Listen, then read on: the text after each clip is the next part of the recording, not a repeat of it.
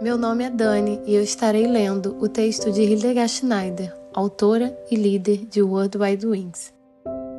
E aí vem o episódio 131 da minha série, O Despertar da Noiva, com o tema Os Poços Entulhados. A Bíblia fala frequentemente da bênção de Abraão, o que desperta nossa curiosidade, até porque Abraão não é uma figura da Brit Hadashah, ou seja, do Novo Testamento, mas sim das Sagradas Escrituras. Abraão era então um homem muito idoso, avançado em dias, e Elohim em tudo o havia abençoado. Gênesis 24:1. Que bênção poderia ser maior ou mais desejável do que a bênção de Abraão que Elohim concedeu a ele bem no início? Logicamente, esta bênção básica deve conter tudo o que seria experimentado através das gerações de bênçãos. Com Elohim, não é que as bênçãos sejam redefinidas e ajustadas de uma geração para outra, mas Elohim vê as gerações vindouras na pessoa que iniciou isto. Portanto, Isaac não recebe uma bênção nova ou diferente de Elohim, mas simplesmente uma confirmação de que a bênção de seu pai também estava sobre ele. Falaremos mais sobre Isaac daqui a pouco. A razão pela qual Elohim abençoou Abraão em todas as coisas não foi apenas por causa de sua fé, mas também por causa da grande aliança de Abraão, que envolveu ser testado ao máximo, mostrando que Abraão tinha um grande entendimento de aliança, que é escasso em muitos círculos de fé, hoje ainda discutido. Ter um entendimento de aliança significa guardar os termos da aliança. Porque Abraão me obedeceu, guardou minhas ordenanças, meus mandamentos, meus princípios e minhas leis. Gênesis 26:5. Bênçãos de Elohim por todas as gerações até os dias de hoje. Para mostrar essa conexão, vamos agora para a vida de Isaac. Habita nesta terra, eu estarei contigo e te abençoarei, porque é a ti e à tua raça que darei todas estas terras, e manterei o juramento que fiz a teu pai Abraão. Farei a tua descendência numerosa como as estrelas do céu. Eu lhe darei todas estas terras, e por tua posteridade serão abençoadas todas as nações da terra. Gênesis 26:3-4. A bênção estava sobre Isaac. E agora vamos ver isto com mais detalhes. Isaac semeou naquela terra, e naquele ano colheu o cêntuplo, porque Elohim o abençoou. O homem enriqueceu, e sua riqueza continuou a crescer, até que ficou riquíssimo e poderoso. Ele tinha muitos rebanhos de bois e ovelhas e numerosos servos. Por causa disso, os filisteus começaram a sentir grande inveja dele. Gênesis 26:12-14. As bênçãos prometidas por Yahvé a Isaac eram óbvias, mas então aconteceu o seguinte. Todos os poços que os servos de seu pai haviam cavado na época de seu pai Abraão, os filisteus os haviam entulhado e coberto de terra. Então, Abimeleque pediu a Isaac: é melhor que deixes esta terra, pois te tornaste mais poderoso do que nós.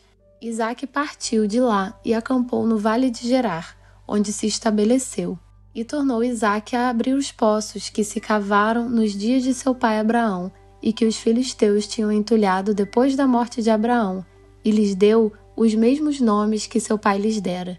Os servos de Isaac cavaram no vale e encontraram lá um grande veio d'água. Todavia, os pastores de Gerar discutiram com os pastores de Isaac, argumentando: a água é nossa.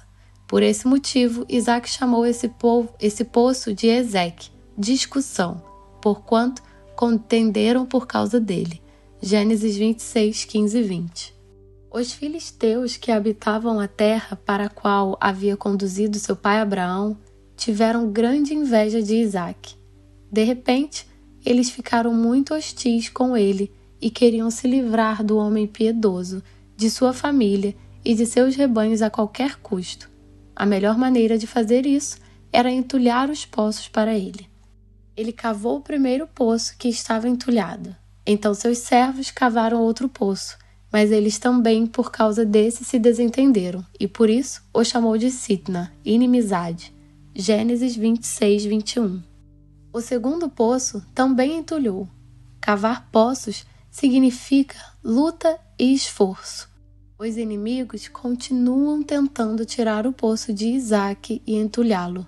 Um dos poços recebe o nome de Sitna e o outro é chamado de Ezeque. E todos nós sabemos que a água é essencial para a vida. De que adianta toda a riqueza de Isaac se ele não tem água? Mas por que, em todas as bênçãos, Isaac passa pelo fato de que os filisteus encheram os poços de água? De que adiantaria toda a sua riqueza, seus rebanhos de gado, se ele não tivesse água para si e para os animais para sobreviverem? Ao mandar cavar os poços, ele mostrou que era o dono da terra, mas ele não podia. Os moradores encheram os poços, dizendo não, a terra não é sua. Por que Elohim não interveio? E agora Isaac se muda novamente. Isaac mudou-se dali e construiu um outro poço, e ninguém discutiu por causa desse. Deu-lhe, portanto, o nome de Reobote, lugar espaçoso, e acrescentou: agora Elohim nos abriu um bom espaço e prosperaremos na terra. E por que Yahvé deu água a Isaac agora com o terceiro poço? O que aconteceu entre a história do primeiro e segundo poços entulhados e o terceiro poço aberto? Os filisteus perderam repentinamente o interesse em entulhar o terceiro poço? Para encontrar a resposta, devemos ir ao início da história. Como havia fome na terra, Isaac quis ir para o Egito. Yahvé apareceu a Isaac e orientou-o: não desças ao Egito, fica na terra que eu te indicar. Habita nesta terra, eu estarei contigo e te abençoarei, porque é a ti e à tua raça que darei todas estas terras e manterei o juramento que fiz a teu pai Abraão. Farei a tua descendência numerosa como as estrelas do céu. Eu lhe darei todas estas terras e por tua posteridade serão abençoadas todas as nações da terra, porque Abraão me obedeceu, guardou minhas ordenanças, meus mandamentos, meus princípios e minhas leis. Gênesis 26, 2, 6. Então Isaac ficou em Gerar. Se ele ficasse em Gerar, ele se estabeleceria lá. E Yahvé disse isso a Isaac? Não, ele deveria estar nesta terra como um estrangeiro, como seu pai Abraão, que morava em tendas.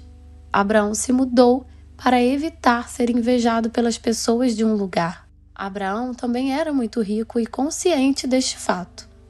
Então, Abraão mudou com todas as suas tendas e foi estabelecer-se próximo à região sagrada dos Carvalhos de Mamre, na cidade de Hebrom, onde construiu um altar dedicado a Elohim. Gênesis 13, 18. E antes de Isaac cavar o terceiro poço, ouvimos que, e ele partiu dali. Isaac desistiu de sua morada. Ele continuou como estrangeiro, e Yahvé recompensou sua obediência. Não houve mais Sitna, inimizade, por causa do terceiro poço, do qual recebeu o nome de Reobote, que significa lugar espaçoso. Isaac então partiu novamente. Dali, Isaac subiu para Berseba. Naquela noite, Elohim lhe apareceu e prometeu: eu sou Elohim de teu pai Abraão. Nada temas, pois estou contigo. Eu te abençoarei, multiplicarei tua posteridade em consideração a meu servo Abraão. Ali, construiu um altar e invocou o nome de Yahvé, Elohim. Ali ele armou sua tenda, e os servos de Isaac cavaram outro poço. Gênesis 26, 23, 25.